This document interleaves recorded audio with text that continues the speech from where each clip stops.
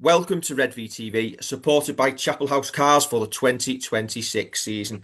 And we are delighted to be joined this evening by the man celebrating his testimonial year, the one and only Matty Lees. Good evening, Matty. Hi guys, all right. Thanks for having me on. It's a pleasure. No problem. 194 appearances for Saints. Well, that many already. Only six tries, though. Yeah, I'm not Plenty of good money. altogether. Plenty of money lost on you. 2019 Super League Young Player of the Year, 2024 Saints Player of the Year, Players Player of the Year, and Members Player of the Year. Scorer of the fastest Super League Grand Final try in 2022. Four Super League titles, a Challenge Cup, and a World Club Challenge. It's been a whirlwind 10 years. Yeah, when you put it that way, it's pretty scary how many accolades I've won over the 10 years, and I've got the try what matters the most. So now that's out of the six, that's the one which I'll take to the grave with me. As long as no one beats it. I'm sweating every year watching the grand final when I'm involved in it. I'm like, so no one scored before 2 minutes 20, so 22, whatever it was. I tell you what, it's a hell of a quiz question. And probably not many are going to say your name. Yeah, I know. There's one for you in it. Pub quiz. Should get that in one of my forums somewhere, shouldn't I? You should. Right. Hang on. Let me fix the graphic. Get it back to the start. See, we're organised on this. I will say that first that fastest try in the grand final. I'm not going to lie, Matthew. When you went over, I'd actually backed you for first try that day, so I was Did you? probably celebrating more than your own family in the crowd. So I was made Ah, up with that. good. Well, I Fantastic day. spoke to I think my dad must have been getting a beer or something. He couldn't believe it either. Okay, so it is your testimonial match on Saturday afternoon, 3 o'clock. The first game at the rebranded Brewdog Stadium. South Stand and West Stand tickets are available now. A healthy price for the first game of the year with a little bit of excitement around the game as well, Matty. Yeah, thanks guys for sharing that with everyone. But yeah, it's been an exciting sort of period for myself as well. There's been a lot of changes. I've been out in the Ashes series, working hard to try and get a win against Australia, and we've recruited massively. I think the depth in the squad is the biggest takeaway, which I've come back to. Everybody's fighting for positions, which is a really healthy place for the squad to be in. And, that only betters the standard of training. Everybody's fighting for positions, like I said, and, quality goes up, which is really good, especially we're doing 13v13 in training. It's been outstanding, to be honest. So I'm looking forward to the year, and there's plenty of exciting names thrown in there as well. Which I'm sure we'll get on to. Yeah, just before we crack on, we've just seen on your social media, on Twitter or X, as you want to call it, you are doing a ticket giveaway as well.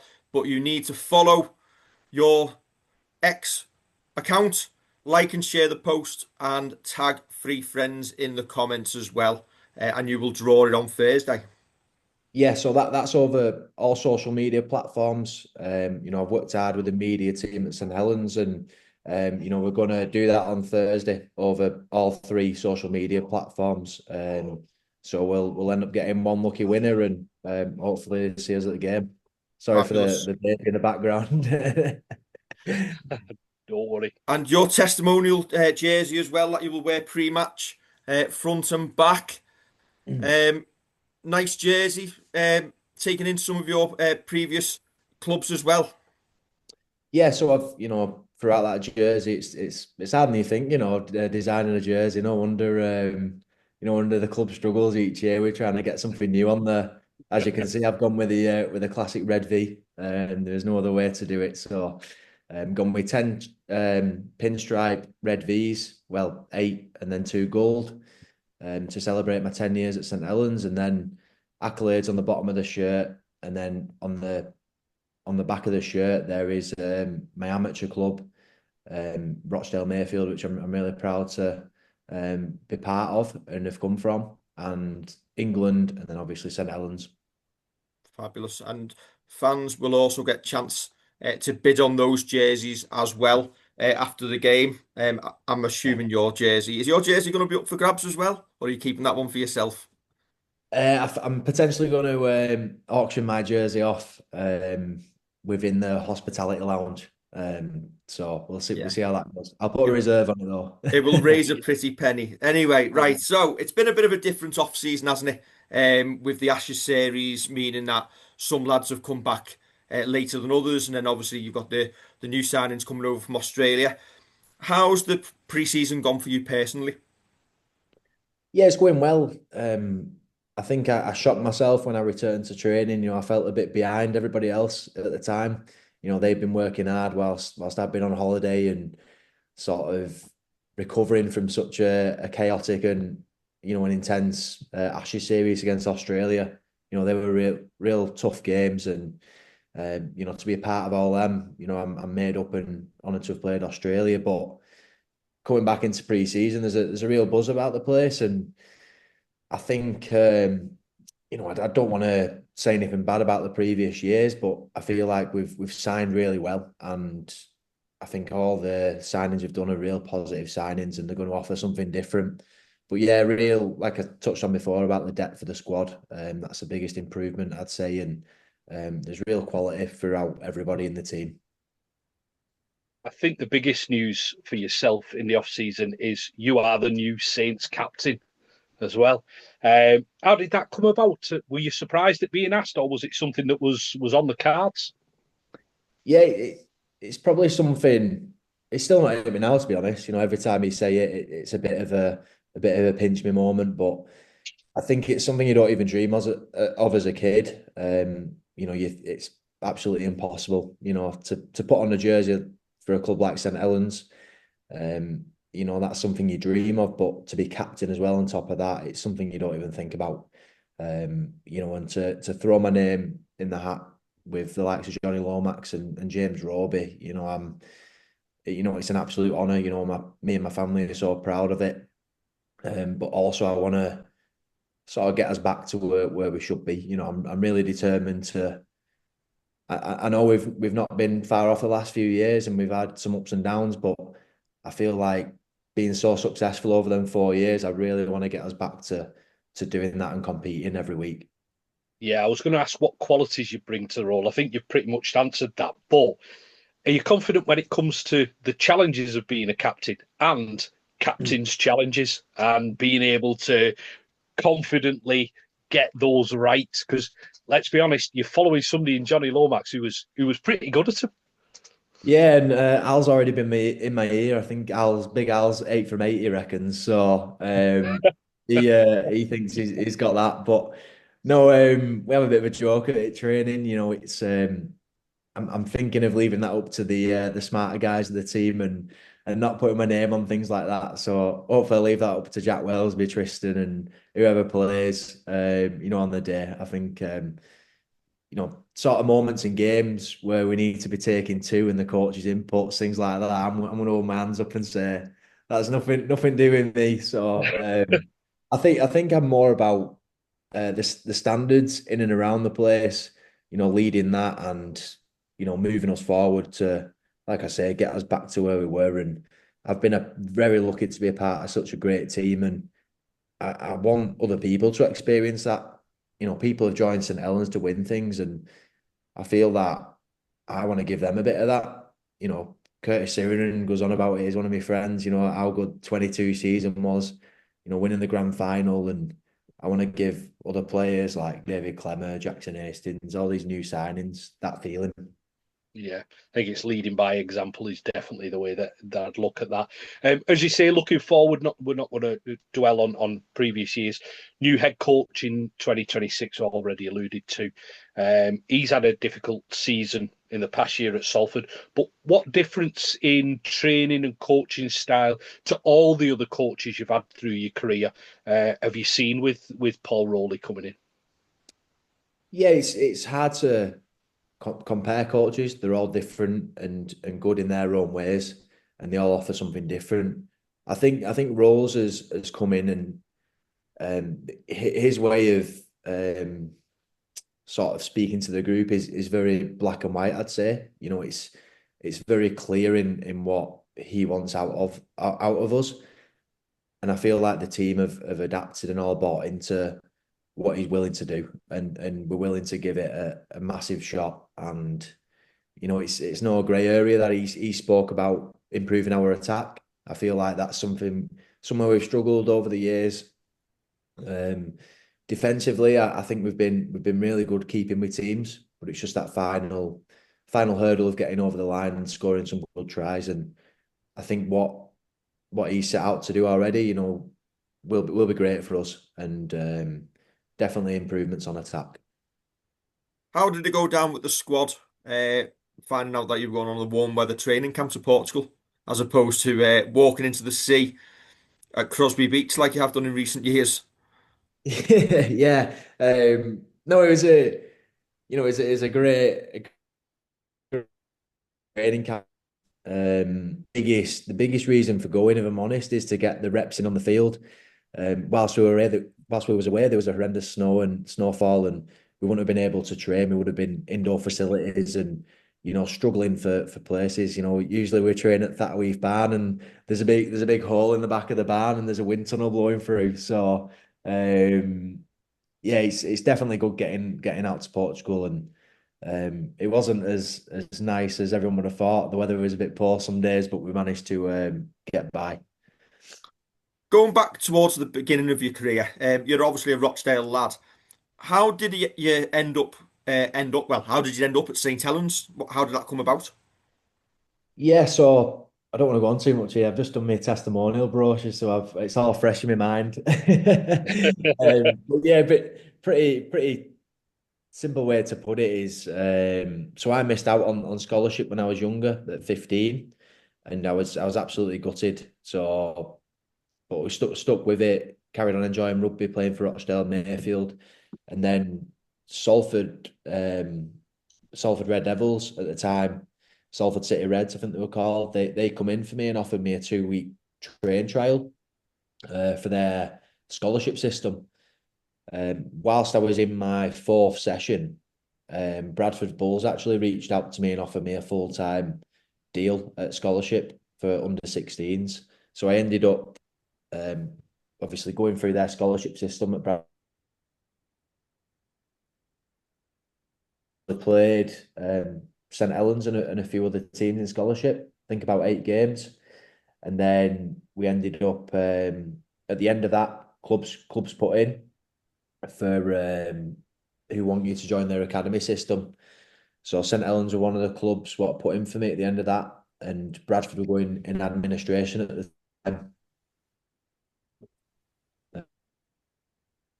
Uh, Um, and St Helens also wanted to let me can do my apprenticeship as well, which would oh,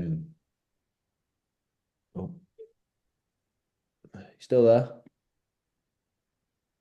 Yeah, we've got just. Yeah. So we Still we, there, we, guys? we we just Yeah, caught yeah. you saying Oh, sorry. obviously Saints were letting you carry on with your apprenticeship. Did you actually finish? Was it an electrical course? Did you become an electrician? Would we trust you with a plug? Yeah, so I finished that. Yeah. Nah, I wouldn't do. I've had too many head. No, oh, I can't say that now. Can I? I've had too many bangs to the head since then. Did you ever think you'd be at Saints for 10 years and achieve everything that you have done when you actually signed that initial deal? Because obviously when you first came into the team, it had been well, we hadn't been winning much, had we? For a fair few years. There'd been the odd trophy, but nothing like the sustained run of success that we've had. Yeah, I think coming through the academy system, your automatic your eyes are set on joining the first team, and that's your main goal at the time. And I remember it like it was yesterday. Justin giving me the call to play against Wakefield in a real good decider of getting into the top four, I think it was at the time, to compete for a semi final. And yeah, it just like I say, a dream come true. You know, you train so hard through the academy system. You know, Eddie Gardner, you know, had us running around that pitch in the late nights in the cold, and that's what you do it for. You do it to put on that jersey at the end of the day for the first team. So I think your eyes are just set on that at the moment and at that time, and then that obviously spirals onto the next thing. You want to do that again. You want to play a full year off the bench, and then your next goal is to get a starting squad shirt. You know, you're then starting every week, and then you want to win silver. It just spirals, and then before you know it, you know, 10 years has passed, and it's been a whirlwind of 10 years. Yeah, like you mentioned making your competitive debut for Saints against Wakefield. What memories do you have from kind of that debut and that debut season? Were the nerves there when you started, or was it just a case of right, bullish? I'm going to get in, I'm going to stick in, and kind of you've just said the aims to get your regular place on the bench to start off with. Was that your thoughts? Yeah, straight away, I thought I was playing academy still. I ran at the biggest player on the pitch, which is Craig Hubie, and you know, I seen stars off the back of that. Quickly realised I'm gonna have to change the way I play a little bit. And then my second involvement was James Roby having a massive go at me, which he never loses his head ropes. And I shot out the line, again trying to change the game, you know, do something special, and you know, left a little pocket of space, and someone got in behind me. So they're my two memories from that game. You know, both being bad, I guess, but it was unbelievable because we got the win at the end. I think Johnny scored under the sticks on that loose ball, so it's definitely a good moment. I'm glad we won. I think when you say about like memories like that, we've been chatting about kind of the younger players who, like Harry Robertson, for example, makes his debut in tough circumstances, but he probably learns more from that and those mistakes. They may stick with you, but you learn more from that than if you'd have gone out there, made 150 meters, 30 tackles, and gone, "This is easy." Definitely, you know, and the biggest takeaways I've had throughout my career are the ones which I've got wrong. You know, all the cards all the cards I've had over the years. It was more cards than tries at one point. I think I've managed to get that down a little bit. But yeah, they're the biggest takeaways, and I think especially over the last 2 years, we've had really tough years, but the amount of youth what's come through, you know, your George Delaney's, Noah Stevens, you know, middles who, you know, with Harry Robertson, you know, all the outside backs as well, real tough positions, and it probably just shows that it's not all sunshine and rainbows. You know, we've got to work hard for it, and I feel like that's where we're getting back to. Yeah, dead. Well, I'm going to say an easy question here, a short question. You can go back to 2017 when you just made your debut. What advice would you give yourself? Ooh, probably just enjoy the journey a bit more. You know, it's over with. I can't believe it's my 10th season. You know, it's over in a flash, and I know Louis, Kyle, even Al, you know, they'll be laughing at this because they all said the same to me when I come through. But you definitely don't believe it at the time. You think you're going to be playing forever, you know, and hopefully I've got a few more years left. But how fast it goes, you know, the best memories I've had, you know, winning trophies, winning silverwares. You know, if you could bottle all that up and keep it, you know, it'd be the best thing ever. But it's over in a flash, and seeing people retire as well, you know, probably hits home a little bit. All the players I've won trophies with, you know, and Robes retiring, you know, Louis, and it just sort of like people just keep getting knocked off, and I'm like, eventually it'll be my time, and it's quite a scary thought. Yeah. Just looking back, thinking we've done an instant fan reaction on your debut game. We'll have Have you? to. It was our first season doing the instant reactions after games, so we'll have to go back and look what we said about you. You probably said, who's that Hopefully, we skinny said nutter you're running destined for a in? long career.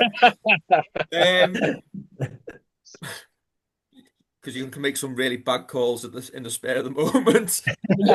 Um, Trust. yeah. Um, Back in 2019, you suffered a ruptured bowel in a game against Leeds, which the surgeons, I hate to say this, described as resembling injuries suffered by a car crash victim. At what point when you suffered that injury, did you think, I'm really in trouble here? And was there ever a moment where you thought that you might not ever play again?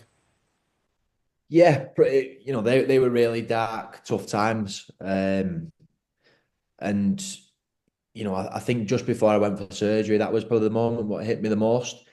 Um, so I was in hospital probably around 18 hours before I had surgery, something like that, 12 hours, or something around that.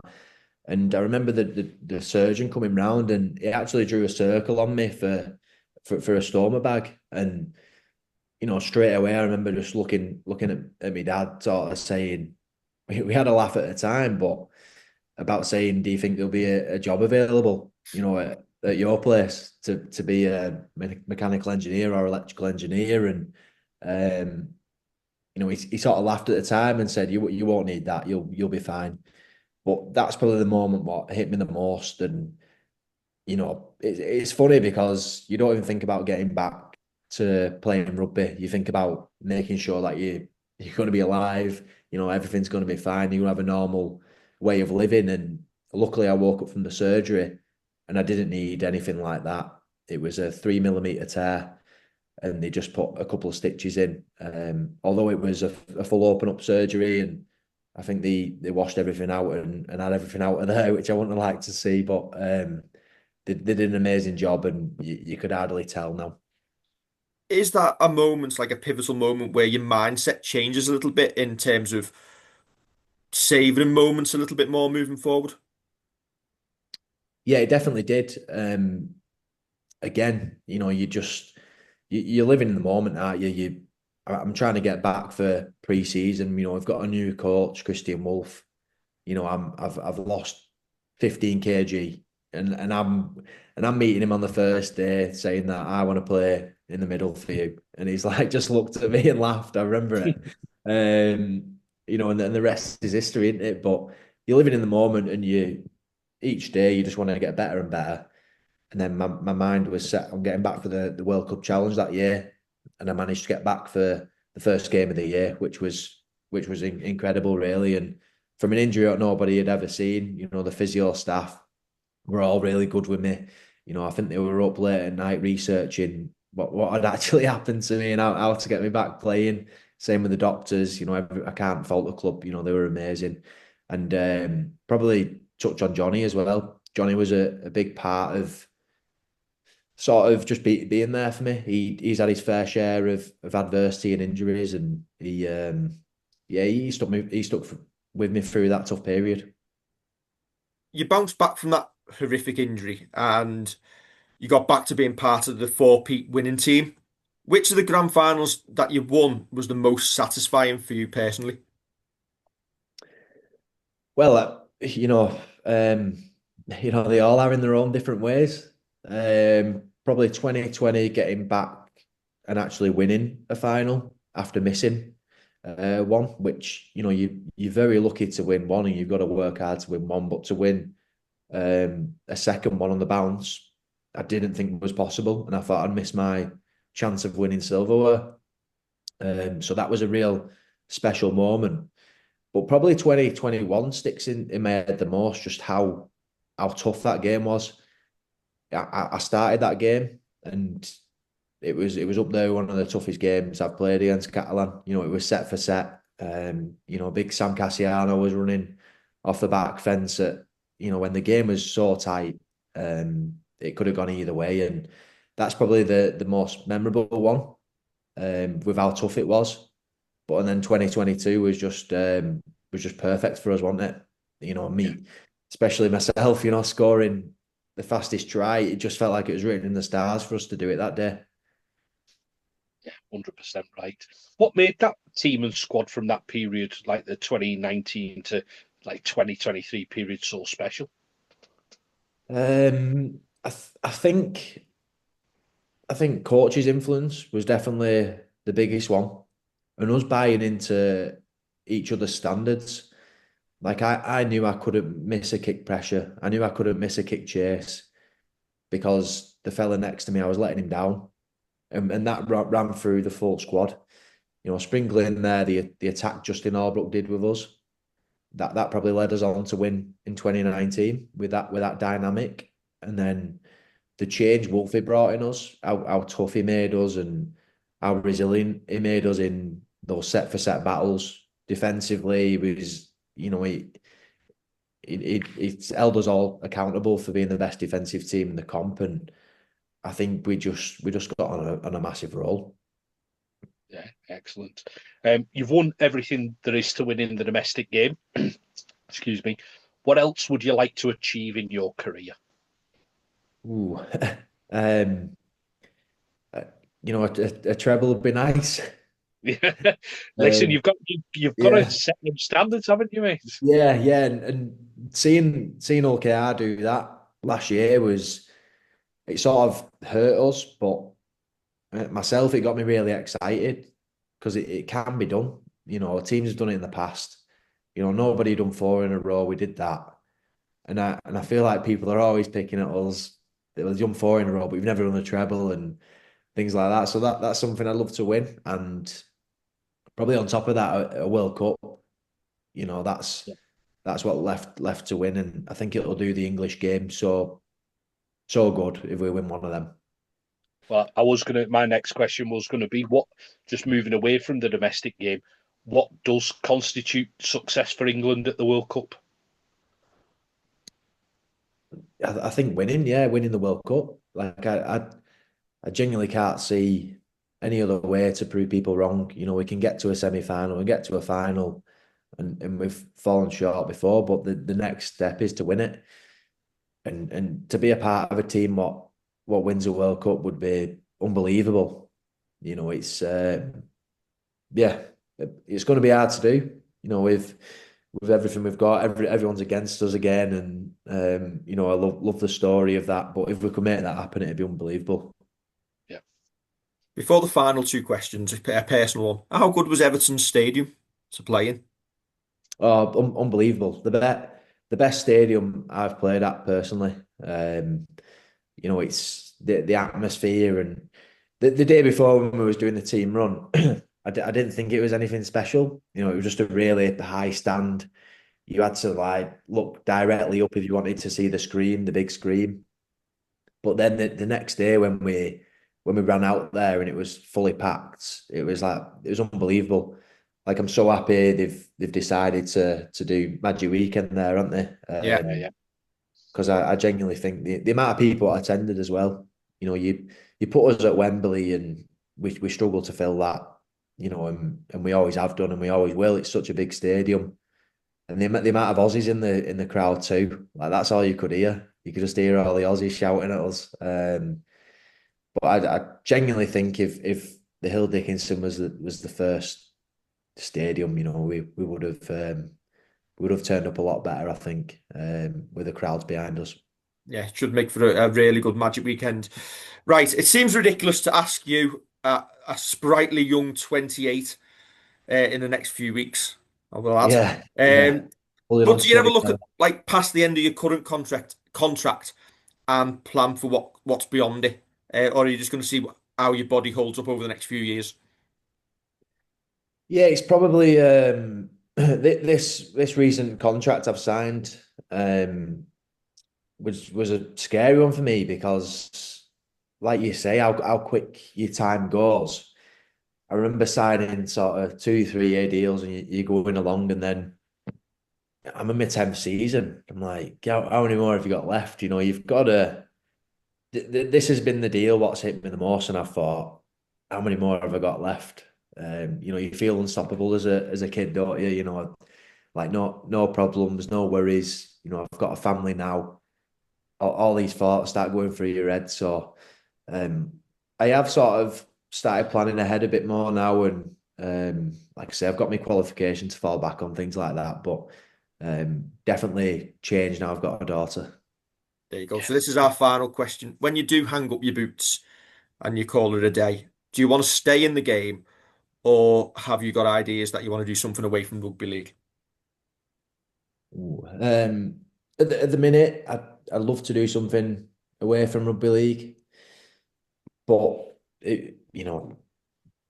who's to say I don't want to stay in the game, come the end of it. And at the minute in my head, I want to do something completely separate and step away from it. Hopefully, I've got another 10 years, another testimonial. Hopefully, that'd be I'm perfect. not paying for a second one. One's your lot.